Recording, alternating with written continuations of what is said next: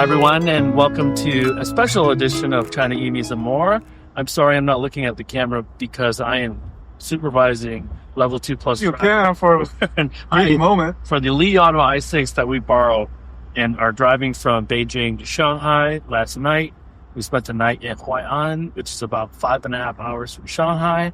We just topped off a little bit at a slow charger, and about 70 kilometers from now, we'll be hitting a Li Auto fast charger, hopefully, filling up for the rest of the trip into Shanghai, hopefully late afternoon. My name is Tu Li. I'm the managing director at Sino Auto Insights, global management consultancy that helps organizations innovative and tech-focused products and services, transportation and mobility space. And my partner in crime and my co-pilot at this moment is Lei Xing. Lei, can you please introduce yourself, buddy? Welcome to a very, very special movie. NOA, VLA, and a Li Auto i6 going over from Beijing to Shanghai episode. And this is very different from some of the other episodes last year. We've done this 2 years in a row. This is the third year. The other intelligent driving systems, we've had to have a hand on the wheel in order for the service to continue or the feature to continue. This one, they're just looking at our faces, our eyes, and I think our heads to make sure that we're paying attention and focused. So as you can see, my hands are here, but I'm still focused on the highway. Yeah, this is a hands-free system, Li Auto's VLA. It's called the VLA Driver Model, and we just actually had a update this morning, where it was updated from 8.3.0 to 8.4.0. So actually a significant update, basically optimizing the highway driving conditions and also some of the smart cockpit. So yes, this is Lei Xing, your co-host for the chief editor of China Auto Review, and this is a special episode. I think the number is 246, because I remember we skipped a couple weeks. Yeah, we did 245 the last time, but both of us were still in the U.S. Now we're just in a moving smart EV on the G3? On the G2. This is currently the G2. We stayed last night at this third-tier city called Huai'an in northern Jiangsu province. So we're about just slightly less than 400 kilometers from Shanghai. And this Huai'an is a third-tier city, random city we picked. It's actually the home of former Chinese Premier Zhou Enlai.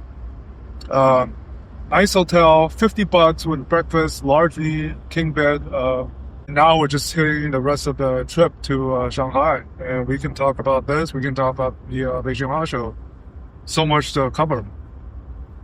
Yeah. So first things first, you and I both arrived last week on Monday. A week ago. First. Oh no, I arrived on Tuesday. I arrived on Tuesday. Yep. So we both arrived on Tuesday. Yep. And I flew from Detroit to Shanghai. Took about a 4-hour layover in Pudong, and went straight down to Guangzhou, where I met you, Steve Levine, quite a number of other people that were visiting XPeng at its new headquarters in Guangzhou. So basically this year the trip started out with a special program from XPeng, which invited a bunch of global media for something called AI in Motion, physical AI immersive tour, where we visited the EV factory, we visited the headquarters, we had lunch at one of the cafeterias in the plant. The canteen, basically. Canteen, yeah. We visited the Ridge, which is their flying car plant, and we saw a demo of the land aircraft carrier, at least the flying portion of it. And then once we got back to Beijing, ahead of the Beijing Auto Show, we experienced XPeng's VLA 2.0, which brand new, yeah, hot off the presses VLA 2.0 system. Yeah, on their new P7s, they organized test drives.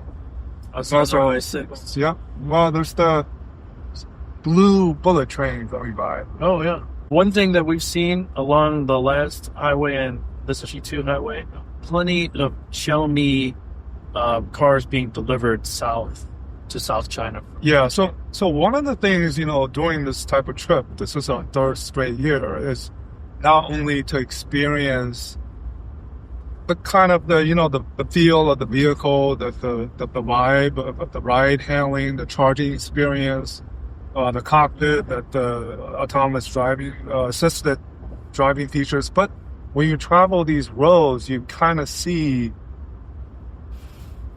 it tells you in charging. it tells you about the EV market, because we saw 4 or 5 transporters of Xiaomi EVs, which means they must be doing well in terms of sales. I'll take it a step further. We'll go back to the Xiaomi, but I'll take a step further. We just left the charging station, slow charge, almost like a truck. We are so spoiled because it was pulling 80, 90, 120. That's to us considered slow in China. And if you want to understand the EV sector, go to a charging station on a highway in China. We saw Aitos, we saw Xiaomi's, we saw, what else do we see? We saw the Cherries, we saw some Teslas. There was so many different brands that were in this charging. There was actually a queue, and we're on a random Thursday, right? No, Wednesday. Wednesday. Now, important to know, this is a couple of days before the May holidays. China has this holiday coming up, 5-day break, which those holiday days when you drive on expressways, tolls are free. So we can expect people lining up to charge the EVs. Okay, and we have some options. We have the auto, obviously we have the Neo battery swap option for those that do have Neos or Ambos. We started yesterday afternoon in Beijing, and the first one, first charging stop, we charged at the Beijing Auto branded charging station with one stall that's gold. It's gold-plated stall, which is only available for the Li Auto BEVs. So the Mega, the i8, and the i6. And it was pulling, 420. And we had it charged. We went to the restroom, bought some food, had a quick meal, came back. It was over 91%. No, got your tea. Yeah, I got my tea. And you saw that it was at 91%, so you actually turned it off. Yeah, so I turned it off. I didn't want it to charge to 100%. So I was in the cafeteria buying food, thinking, okay, we have some time to relax a little bit and eat. And then you came back in with your tea glass, and you were like, it's done. And I hadn't even opened my food up, my liang mian. And so we were rushed eating. I know. So we could get back on the road, which is kind of the irony of driving electric vehicles in China right now for certain types of vehicles. Especially, we can, kind of touch upon some of the themes of the Beijing Auto Show, and charging is definitely one, because BYD had a exhibit at their BYD hall, a standalone flash charging stand where they had two kind of what do you call them? The charging station? No, the inside, it's like a chamber. Oh, yeah. Cold chamber where there were two EVs with ice all over it. The temperatures in those chambers. So it was like a booth within a booth. With cars inside the booth. Yeah. But the booths were sub-zero booths to show you that demo. They could charge quickly in sub-zero temperatures. So the person inside was wearing winter clothes in this booth. Yep. Down jackets and the gloves. And they were showing, the flash charging at minus 32, 33 degrees from 10% to 97% in less than 12 minutes. I actually was at one of those demos. I shot some videos. Incredible. And just to make it fun, they could have you wear a glove on your hand and kind of feel the temperature inside. Just to prove another way is they have this bottle of hot water and they just pour it inside the chamber, and it became like all steam and ice. Yeah. So hold on. I know we're talking about BYD at the show, but let's take this 50,000 foot level and then go deeper. Sure. So the show was in Beijing this year, so hence we're going from Beijing to Shanghai. Normally the Shanghai show is bigger than the Beijing show. Yep. This time they built another convention center next to the existing convention center. And this year, Beijing by far is the largest auto show, I can confidently say, in the world this year. The largest auto show on the planet. Over some numbers. Ever. So let me give you some big numbers that I remember these very clear. 51 vehicles on display. What? 380,000 square feet. Yep. Or square meters.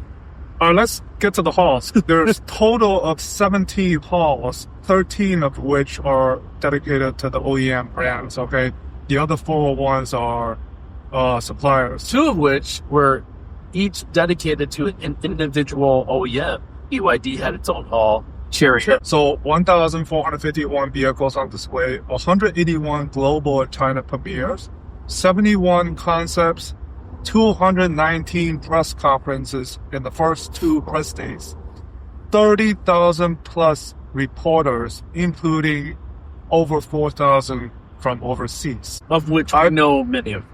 Right. That's one of the big features of this year is we saw a lot of foreign faces. Not only the industry people, but the, YouTubers, KOLs.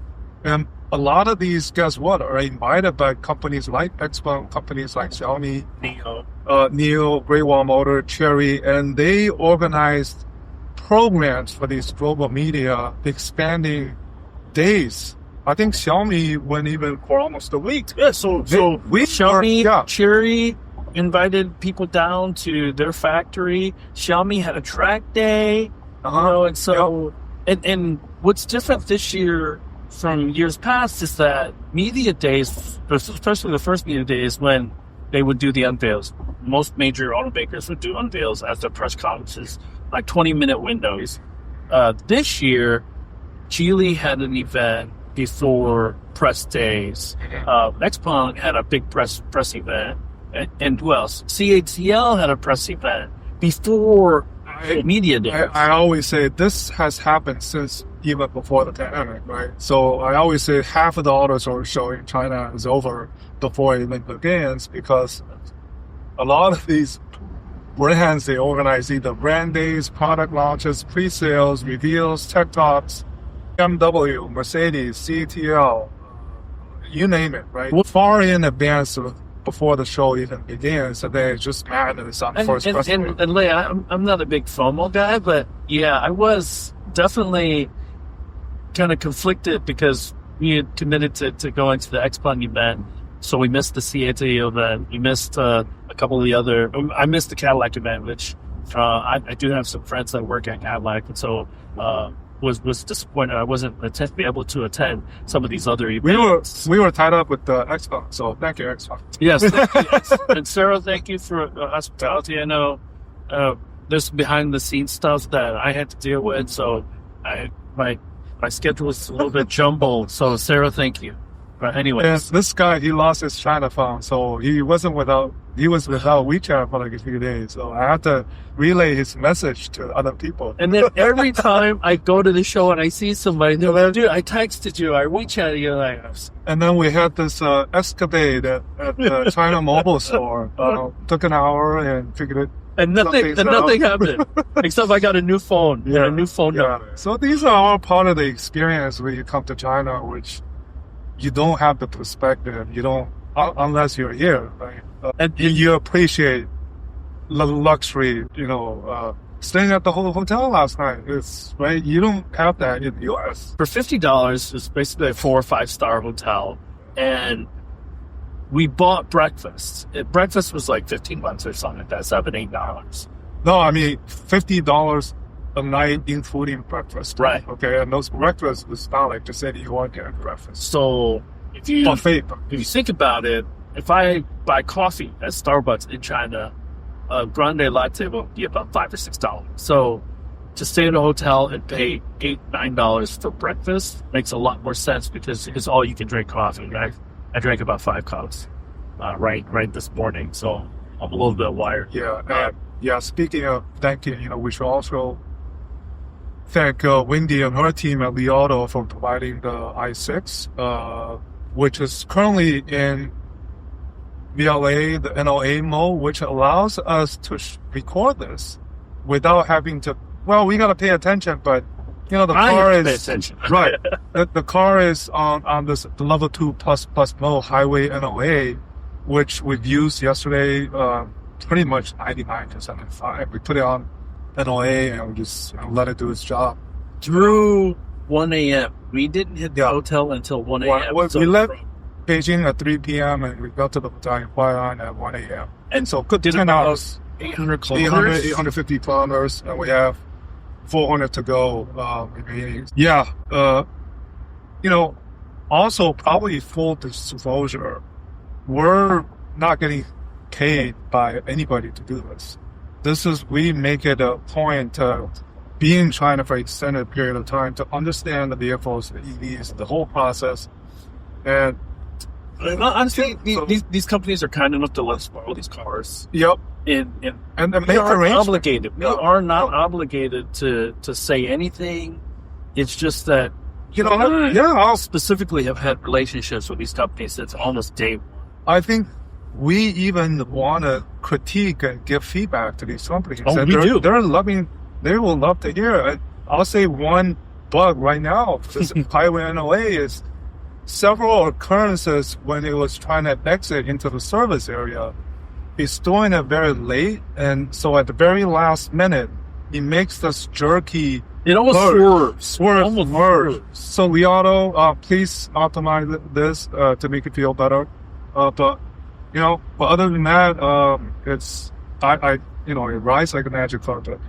The ride, the handling, the comfort. And it makes you feel comfortable. Yeah. Because also, other systems that I've ridden, level 2+ systems, I won't say who, there is still an anxiety about it because you're not that confident in its capabilities yet. And the Chinese systems, and remember, Chinese roads are much more difficult and challenging than European and American speaking. We are currently going about 120 kilometers or 115 kilometers, so a little over 60 miles an hour. And, the highway doesn't have a lot of traffic right now, so this is pretty simple stuff for the level 2 system to work. But we've also taken it through the cities, and it's done really, really well. I have to talk about me being a consumer because I recently got a Model Y with FSD. So this trip, for me coming back, I have a critique state of mind. I bring a lot of skepticism of all the you quickly become a true believer in FSD. FSD, I think, is the crown jewel, right, of level 2++, and all the companies in China, they're benchmarking against FSD, whether it's Li Auto and NIO, XPeng, Xiaomi, and Huawei. So I have a frame of reference of how these systems work compared to FSD, and I'd say both. It's a nice portion.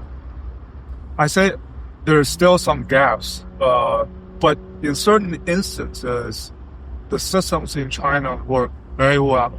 Okay, so it's hard to have an apples to apples comparison, but I mean the highway NOA is it's pretty mature. It's even doing better than when we had the XPeng G9 2 years ago, which already had the highway NOA. Which you would expect, because it's 2 years, you would think the system would be mature. I'm thinking about that because this is actually one of the other themes at this year's Beijing Auto Show is wider application of VLA, of these world model, that all of these companies, all of these smart EV startups, and these ADAS and robotaxi companies, WeRide being a prime example, offering their WRD 3.0 on this GAC Ion N60 that was just launched yesterday. And I talked to Tony Han, their founder. Another set of Xiaomi. Yep, right here. How we can see from the video back here. So to just ask the through voice recognition, ask the auto to turn on the seat massage. Hold on a second. 小同学 中午好 How long will it take to get to Shanghai? 282公里是要添加这里吗 Sure, it's about 280 kilometers to Shanghai. Do you want me to set a destination we there? have an extra guest today 不用 on our show. 谢谢 It's the classmate Lei Xing. 你好像抢了我的台词啊！ Okay, bye bye. 取消吧. No, I'm saying that Toyota just Yeah. got in front of us, and it's going very, very slow. I was saying, Please, yeah. System handled it Yeah. flawlessly. You'll be able to see it in the video. I was speaking to Tony Han, the founder of Rewrite, and asked him about this WRD system on his vehicle. And I said, how does it compare to FSD? Because I have FSD. And he's like, well, I have FSD. When I go to the US, I drive FSD. And it's 差不多吧。差不多. He told me it's 差不多, which means it's very close. It's almost like FSD. So hopefully, maybe I'll get a chance to experience that because I'm staying a little bit longer with this. And I've experienced VLA. We're now experiencing the Auto NOA, and we can be critique. We can offer our thoughts, right, of how they're doing compared to FSD. And it is a feature that's being pushed very much across all brands in order to sell, especially XPeng. There are so many different themes going on at the show, but let me give you my top 2 or 3 bullet points at the highest levels, kind of my observations.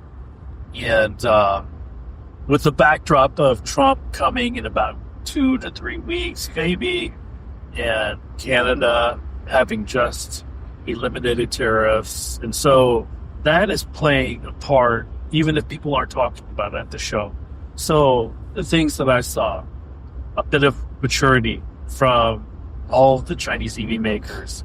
2 or 3 years ago, you see all these disparate products that don't have consistent branding from a design standpoint, feel standpoint.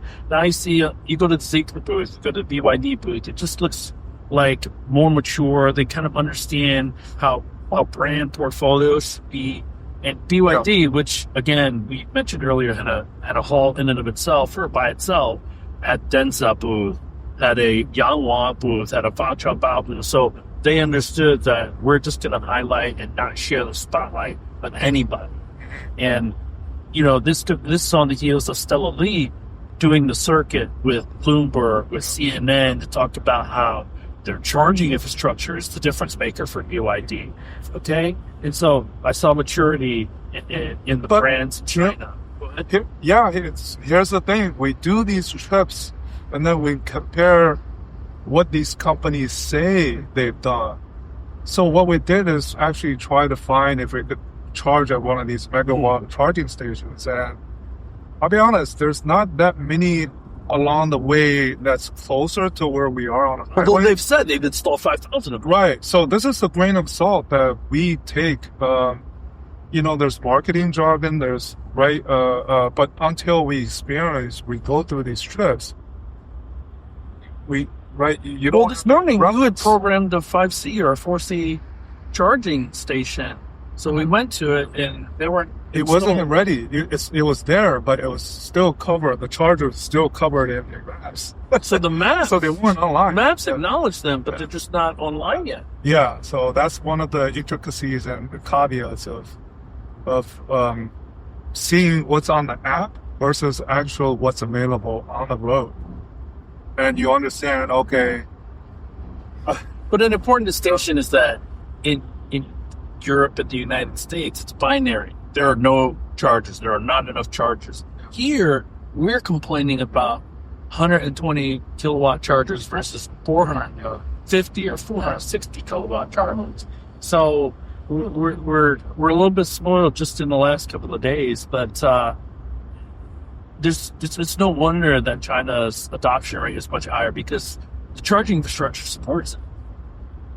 Yeah, I mean, when we set off in Beijing, we had this the auto charging station to us all by ourselves. And just now we had, all kinds of EVs. And there's a queue. Right? There's a queue, right? And then going back to the show about this kind of the booths, I wanted to, touch upon some of my favorite booths. As I walked quite a bit, I really liked how HEMA, the Huawei Harmony Intelligent Mobility Alliance, had their booth. They had this kind of sphere all 5 of their brands. Now Huawei has expanded into something called a 5+3. So the 5, Ito, Luxi, Solato, Maestro, and Shangjie. That's the GS. The Yijing, Huajing, and Qijing, respectively, Epicland, Huajing, and Isoland.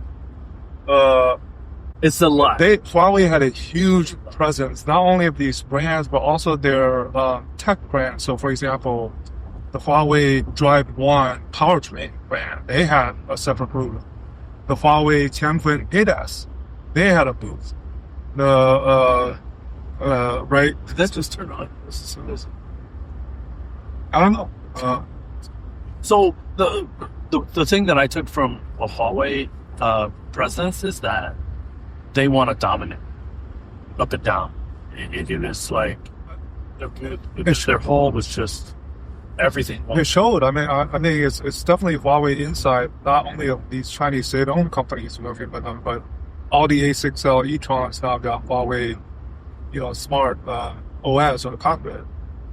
Even some of the ADAS. The Freelander, by the way, that was at the Huawei Tianfeng booth, which is actually the first model going to be deployed with Huawei ADS 5.0. And what's important about the Tianfeng booth, Lei, is that there were multiple brands that were saying was that the Tianfeng booth. Yep. It was a Huawei booth with multiple foreign brands Yep. being showcased at that booth. And that's the big theme has been, not at this year's Beijing Auto Show, but over the last 3 years since that shock in Shanghai 3 years ago, is in China for China. In China for China. It's beaten to death by these foreign automakers. Okay, Huawei booth was impressive. I really like Momentum. Not the booth, but the press conference where they had their 4 founders talk about the history of AI and what's physical AI, what they think it is, and how that brings into what they have done. Right? They're in the process of IPOing, and it feels like every single EV launch, Chinese or foreign, has Momentum ADAS inside. To our American to our American viewers, just make sure to understand, one of the beneficiaries of Momentum's IPO, GM, Mercedes, they're all early investors. So GM's going to benefit from Momentum. Yeah, no, one number they reviewed was at the last Shanghai Auto Show last year, they had 300,000 vehicles with their system. By this year's Beijing Auto Show, that number has ballooned to 800,000. That gives you a sense of how now popular their systems are. And at the center of their booth, I thought this was a very jarring image that says 1,000 more. There's an electric GLC long wheelbase with the Momentum logo in the back and the signage that says all the global brands now have Momentum. Something to that effect, which I thought was in Chinese. Yeah, which I thought was the one of the photos of this year's Beijing Auto Show. Horizon Robotics, I really like their booth because it's kind of funny. They use this. Let's take a step back. Yeah. Horizon Robotics is still a design company that Volkswagen has formally partnered with to work on its AI and intelligent driving stack. Yep. And one of their Volkswagen's new vehicles, ID Unix 08, is actually the first one that uses China electronic architecture developed jointly with XPeng and the Horizon joint venture with Carrier and Horizon Robotics to support that vehicle's internal organs, let's say, right, or the brains. And that model is developed with, I think, from Volkswagen. Now that we're talking about that, Lei, one of the things that I did not see at all during my time in Beijing, NVIDIA logo, NVIDIA presence. So, in China at least, NVIDIA's not needed for driving, but perhaps. Well, I mean, I did see quite a few, let's say, these tech companies. They did have the kind of the NVIDIA, or NVIDIA partner, because they do use the Thor U in the main controllers, the chips. Right, that's still needed. Their SoCs. The SoCs. The other favorite booth, and actually booth within the booth, is Geely's EVA right. purpose-built robotaxi concept, which had a humanoid robot beside it that could talk to you in both Chinese and English. And you can ask him any questions you want, Chinese, English, and it'll spits out, answers and talk about. You can ask him about the EVA cab. I really like the design of that concept. It's really, I think Geely over the years, it's a great leap in terms of their design feel. Whereas, I'm going to criticize BYD a little bit because BYD, yeah, they're going premium, but I think their design and styling in the interior, it still has some kinks to be worked out. It's not like this type of premium feel. It's got that. So Li Auto's very clean. Yeah, clean. BYD is a little bit over the top, overkill. Yeah. The closest premium that I see for like traditional premium that you and I would define this premium is Seeker at Neo. Yeah, Neo was right across from XPeng, and they both had this long, I'd say over 100 meter long, like upstairs, right, and downstairs there's that kind of the Neo house where you can have coffee and meetings.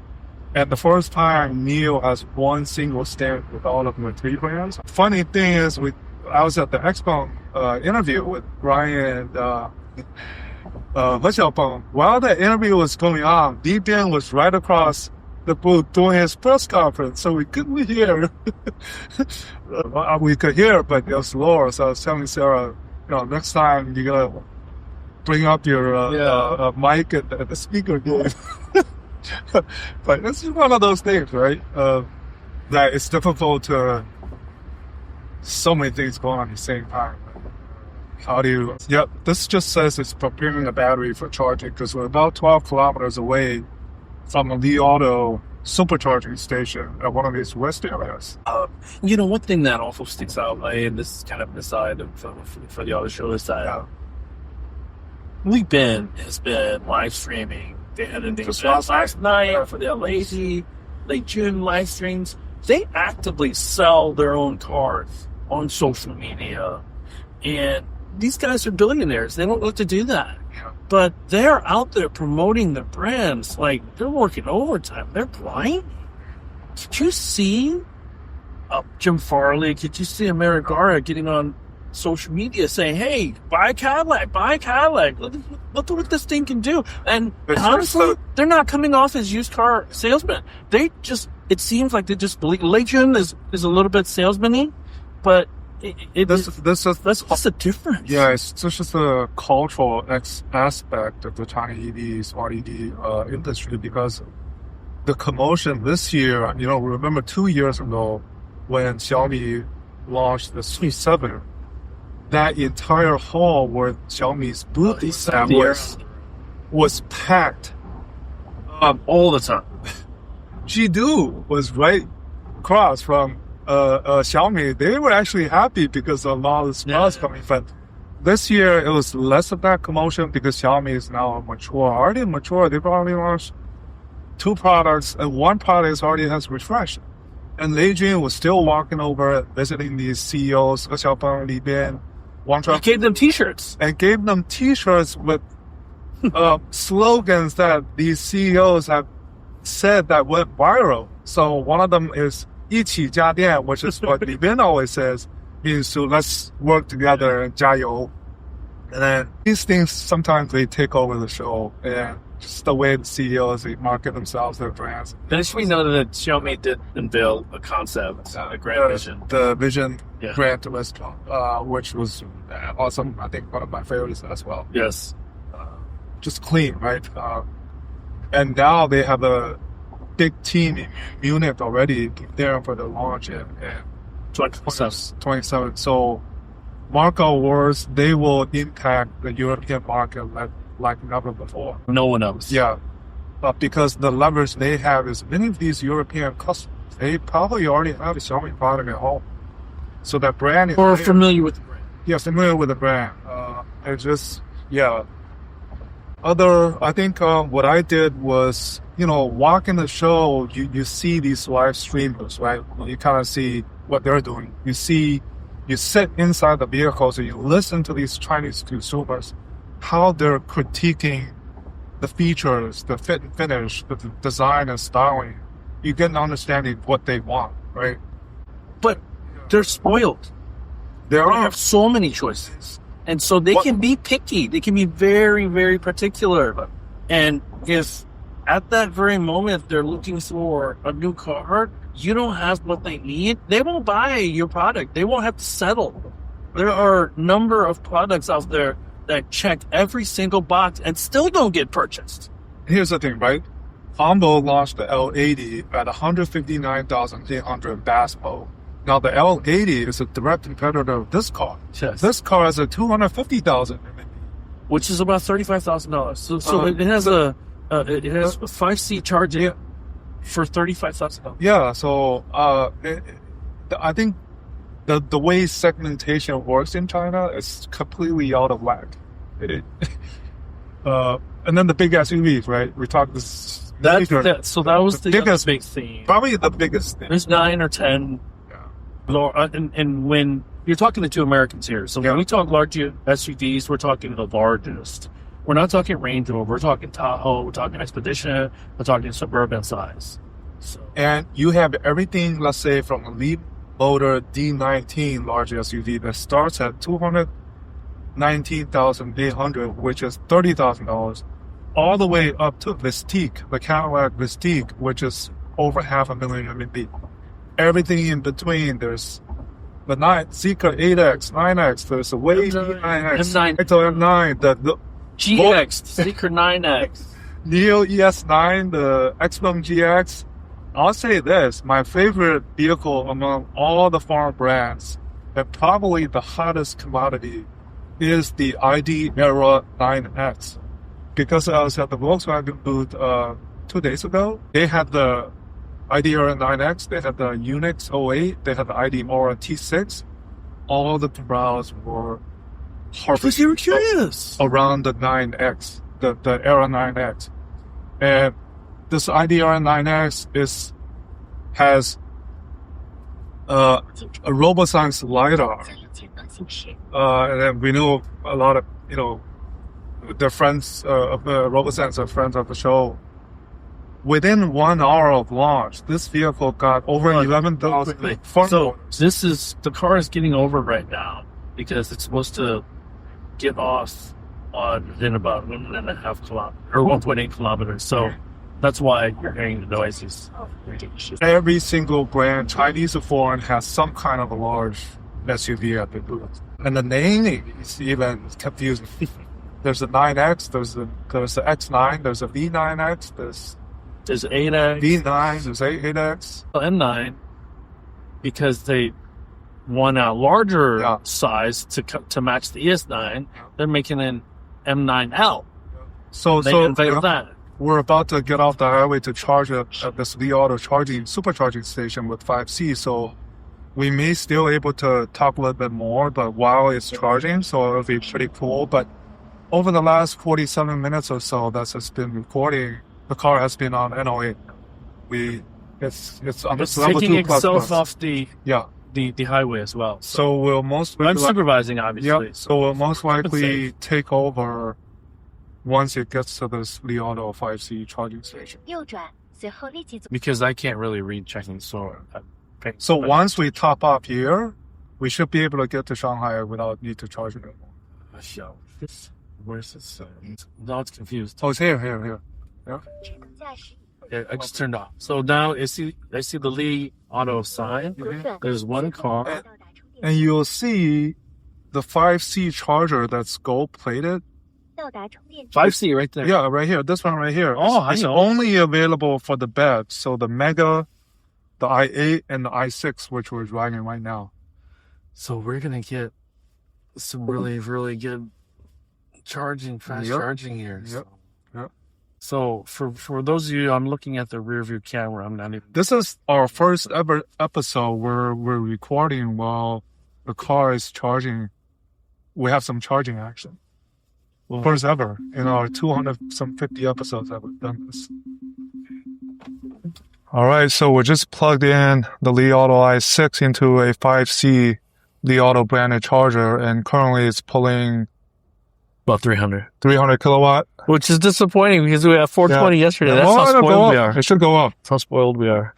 So right now we're at a 30% state of charge, and it says it's going to take 15 minutes to get us to 100. Yeah, 100% full charge. Which is pretty fast.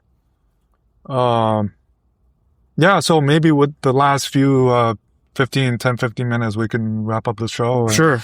Well, we didn't even finish. We didn't even. I mean, there's really so much to talk about. So really, we'll have to do that. Yeah, we'll have to have a part 2 when we're back home. Yeah, I think. Yeah, I mean, I think also right next to us is a Lotus Elise. Yep. So yeah. Oh, by the way, I just want to repeat: this 5C charging is the smoothest, as close as you can get to Tesla supercharging. Plug it in, plug and well, it's charge. faster than Tesla supercharger. So all I did was scan and plug the car and start charging. That's what terrific UX means. Yes. That's what terrific Whereas UX means. yesterday, and this just now, the non-Li Auto branded, it took a little bit more time to scan, to pay pre. Well, you have to download apps.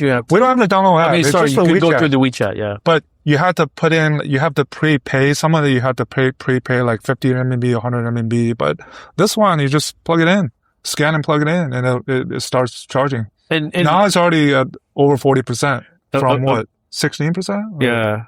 No, it was more than 16. Okay. A brief history lesson, though. Li Auto originally started as an e-rev company. Mm-hmm. They launched the Mega. There's a high-speed rail Mm-hmm. that's passing us by right now. Mm-hmm. They started with the Mega, which is this large MPV. And this, I don't know, you can see that this is on the app. It's saying it's 1.1 RMB per kilowatt hour.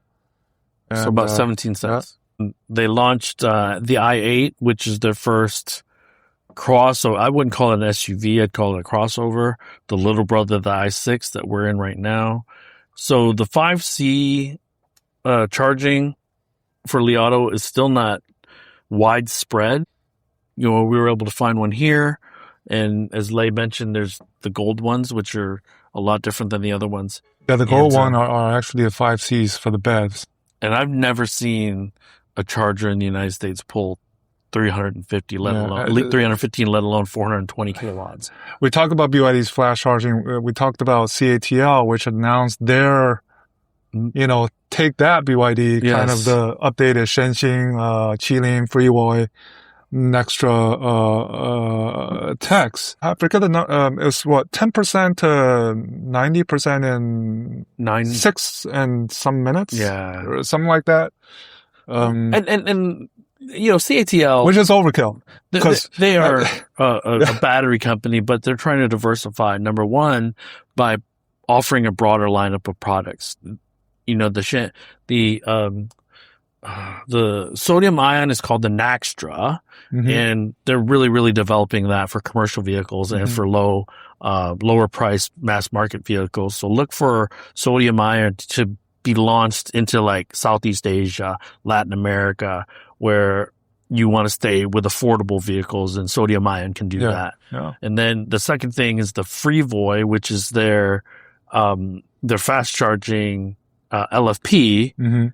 And then the third is there's the Qilin condensed battery is the one that will allow you, supposedly next time when that's available, you can drive from Beijing to Shanghai without stopping to charge. So in a sedan. Okay. I'm getting confused. So the Qilin and then the Freevoy is the dual chemistry battery. Yeah.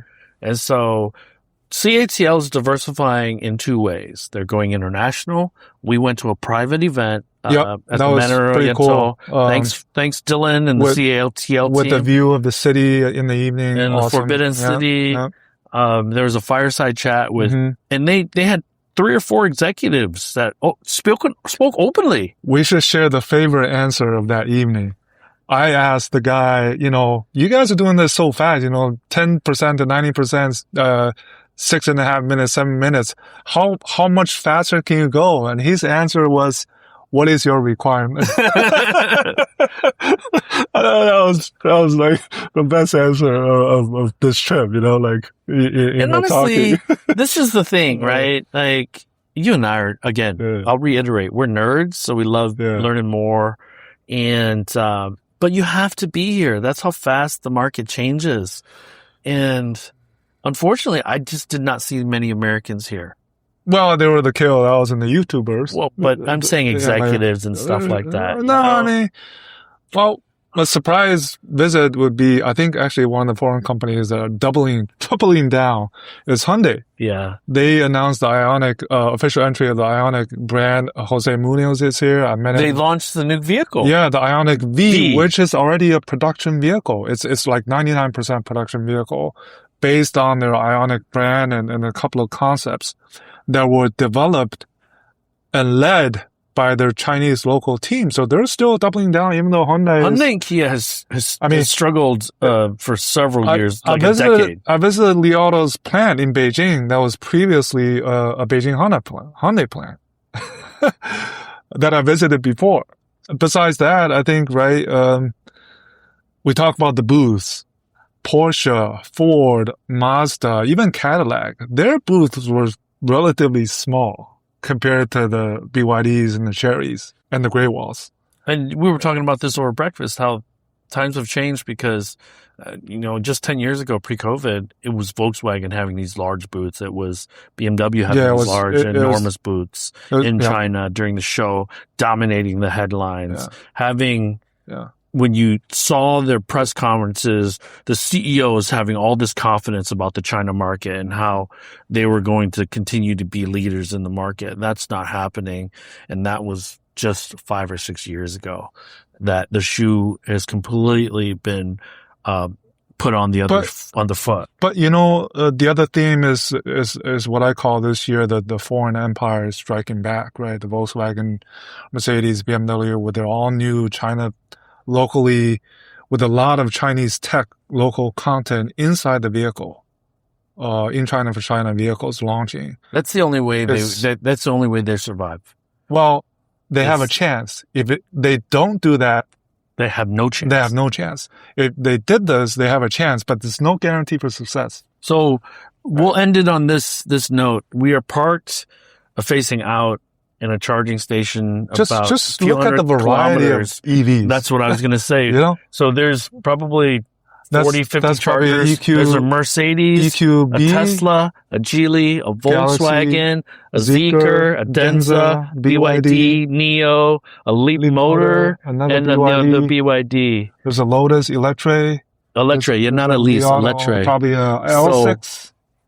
So, I mean, at the end of the day, I just named the diversity and how many repeats. There's 2 BYDs out of the group. There's 1 foreign car, or there's 2 foreign cars, 3 foreign cars. So if you're not an alternate energy or clean energy major vehicle maker in China, you're just not going to win. It's not going to be good for you.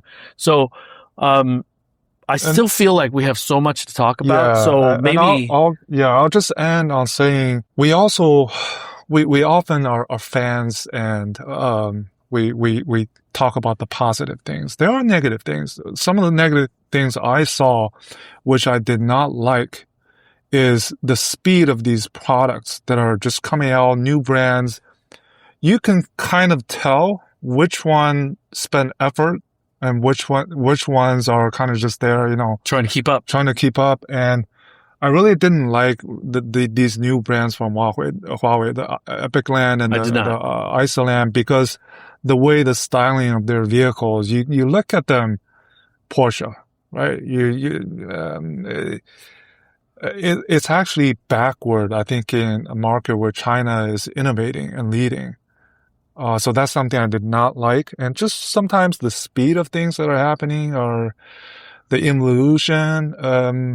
But the outcomes of that will be that I feel CATL and BYD will single-handedly bring clean energy vehicles to the mass market, international and emerging markets. It is just, they've done so much to speed up charging and to get back on the road. And as I say that, we are at 6 minutes, 84% state of charge, and it's still pulling 145 kilowatt hours. Yeah. So, and then the other thing that people may not realize is, I believe, the start of this year's Beijing Auto Show is actually the start of brand consolidation. I know we have many brands, but go just watch. As you just mentioned, Huawei with Epicland with all these new brands, right? Because Chang'an already announced they're integrating the Avatar and the Deepal. Geely at the Geely night, it was about one Geely. I think expect and Geely a contraction of this brand movement going I was forward. really impressed with Geely because they did explain to us how each of the brands fits into the Geely Auto portfolio or Geely Group. And so I didn't agree with how they had it laid out 100%, but that's just my opinion. Anyways, we're about to finish charging here and get our way to Shanghai. Hopefully, this is going to be a very popular episode. We had a lot to say. We gave you a lot to think about. We will also circle back next week and talk about things that we weren't able to as a truck full of pigs. I was about to say that. Yeah, it's just these funny things you experience on these road trips make you appreciate us being here. Honestly, dude, and like, we still have dear friends here. I had a soiree in Phoenix Town that was super well attended. I cheated. A bunch of my friends came. They just happened to be covering the automotive space. And so it's a great, great event. In my opinion, I thought it was a huge success. We'll be doing it again next year. Anyways, everyone, good morning, good afternoon, good evening. I'm going to try to get this out by the weekend or next Monday at the latest. And then next Friday, hopefully we'll have a live episode in our normal time and place. Yeah. So. And now it's at 90%. So we're ready to go. Hit the road. Bye-bye. That brings us to the end of this week's show. Lei and I thank you for tuning in. My name is Tu Lee, and you can find me on Twitter at Sino Auto Insight.